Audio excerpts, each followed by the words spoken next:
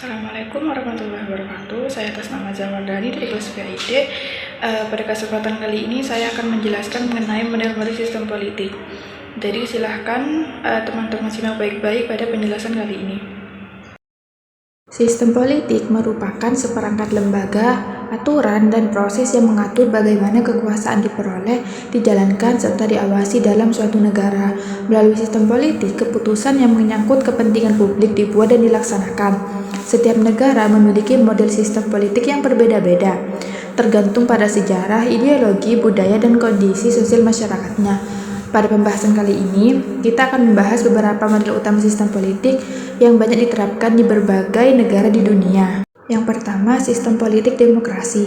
Sistem politik demokrasi adalah model sistem politik yang menempatkan rakyat sebagai pemegang kedaulatan tertinggi. Kekuasaan pemerintah berasal dari kehendak rakyat dan dijalankan untuk kepentingan rakyat. Dalam sistem ini, rakyat memiliki hak untuk berpartisipasi dalam proses politik, baik secara langsung maupun melalui perwakilan yang dipilih dalam pemilihan umum. Ciri utama sistem ini adanya pemilu yang bebas dan adil, jaminan hak asasi manusia, kebebasan berpendapat, serta pemisahan kekuasaan antara lembaga legislatif, eksekutif, dan yudikatif. Demokrasi juga menjunjung tinggi prinsip rule of law, yaitu semua warga negara, termasuk penguasa, tunduk pada hukum. Contoh negara yang menerapkan sistem demokrasi ialah Indonesia, Amerika Serikat, dan India. Yang kedua, sistem politik otoriter. Sistem politik otoriter merupakan sistem yang memusatkan kekuasaan pada satu pihak, seperti memimpin kelompok elit atau partai tertentu.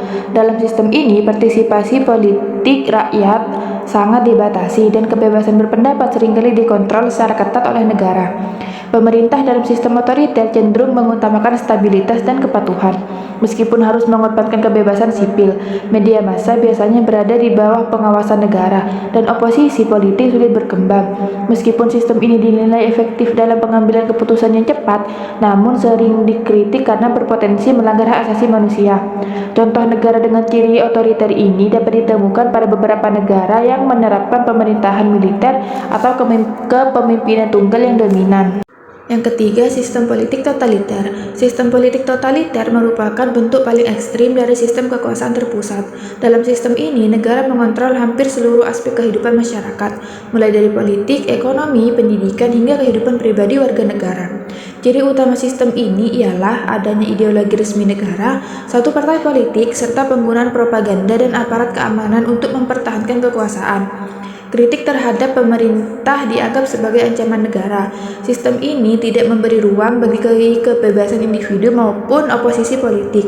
Contoh sistem ini pernah diterapkan di Jerman pada masa Nazi dan Uni Soviet pada era Stalin. Yang keempat, sistem politik monarki. Sistem politik monarki adalah sistem di mana kepala negara dijabat oleh raja atau ratu, dan kekuasaan biasanya bersifat turun-temurun.